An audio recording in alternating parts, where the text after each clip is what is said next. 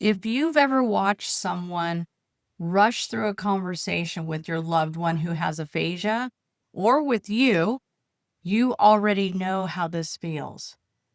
This episode isn't about blaming people. It's about understanding what's really happening in those uncomfortable moments and how we shift from silence to strength. You'll walk away with one powerful reframe and a resource to help take your voice back. Nobody told you how to live a good life when your loved one has aphasia. You can. This is Life Beyond Aphasia. This is for stroke survivors who are tired of being ignored or misunderstood or pushed out of the way, metaphorically speaking. And it's also for care partners who are watching as their confidence fades and don't know how to stop it. It's also for the friends, family, and coworkers who mean but do harm without realizing it. A friend of mine, Matt, is 23 years post-injury. His speech is slurred, what is called dysarthria. He doesn't have aphasia, but his speech is such that people often think he's drunk. He has actually had the police called on him when he was leaving a restaurant because the patrons thought he was drunk and he was going to get into his car. But here's what Matt did that changed everything. When the police officer explained why he was there and wanting to give Matt a sobriety test, that's when Matt said, "Can I show you something?" He pulled out not only his driver's license, but his aphasia card. Then he demonstrated his speech that when he slowed down and exaggerated his sounds, the police officer could understand how his speech changed. He could understand that there was an assumption being made here because of Matt's speech. He was being accused of something that he was clearly not.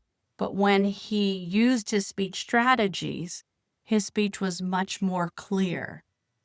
Matt went on to explain that he often doesn't make the effort to slow down and exaggerate his sounds because it takes so much of his energy. So when he's in a comfortable place with his friends, he just lets it all hang out, so to speak. But Matt wanted the police officer to understand, and luckily he was with a police officer that was willing to listen and not just take Matt into custody. That moment wasn't just about clarity, it was about dignity for Matt. And Matt was appreciative that he was able to advocate for himself and also educate. Here's a message I need you to understand.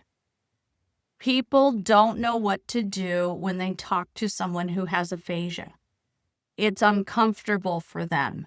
They don't want to be embarrassed. They don't want to embarrass the person. So what do they do instead? They rush. They interrupt. They ignore. Maybe they talk louder. Maybe they talk down to the person like they're an infant. Doing is trying to escape the discomfort.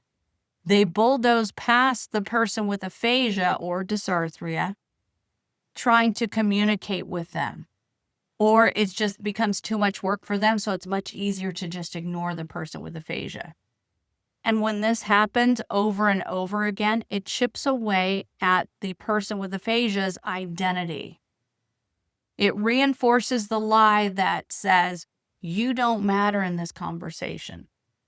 So we could have two moments, right? We could have had Matt's situation where the police officer was not willing to stop and listen to Matt's explanation. It could have gone drastically the other way, and Matt could have been hauled off to jail and have to go through what he'd have to do there to prove that no, he had not been drinking, that yes, this is a speech problem. Sometimes what we see is not what is the reality, but we have to be very careful because how we treat the person with aphasia, it matters to their identity. It matters whether or not they're going to advocate for themselves. If you're constantly being beat down, ignored, why would you try? Someone with aphasia might be thinking, they think I'm confused. They think I'm drunk. And then when the care partner or the friend or the police officer jumps in and jumps to conclusions or fills in a space or inserts a word because they think they know what the person's thinking of because there's that dreaded silence, that's where there's so much misunderstanding. All of this might feel small to you. If you've not experienced aphasia yourself, or you don't have a direct loved one who has aphasia, this may sound a bit foreign, but stick with me on this. I think it'll be more clear. When someone is not given the time to express themselves, to advocate for themselves, this builds learned helplessness. In our last episode, we talked about how the rehab system, or where the person was in their recovery, they didn't realize that they had to pick up the slack. As the professionals faded out of their life and rehab was coming to an end, they didn't realize, for whatever reason, that they had to pick up that baton and keep running.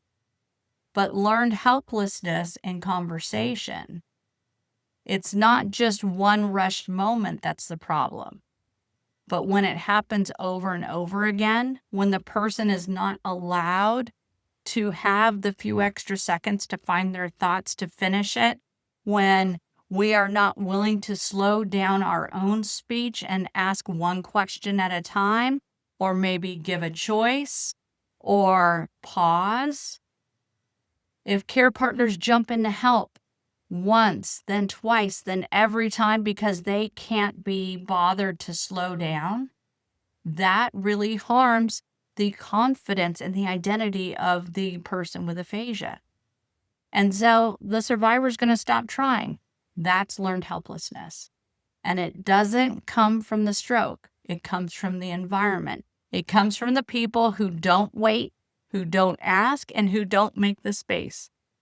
What the research shows, Dr. Ora Kagan's work proves it. When care partners learn to pause and support without taking over, survivors build more confidence and more competence. They are more willing to take chances. They're more willing to say, I have something to tell you. Another study by Hilary and Bing found that it wasn't the aphasia itself that predicted the lower quality of life. It was reduced participation in life. When people are left out of decisions and conversations, that's when they feel most alone. Participation in life predicts the quality of life. We can do it better, and we can do it together. Matt figured out how to advocate for himself years ago, but he also tells me that it took him years and years to get to that point. It took trial, error, and exhaustion, but it doesn't have to take you that long. Question for you. What's one moment where someone took your voice?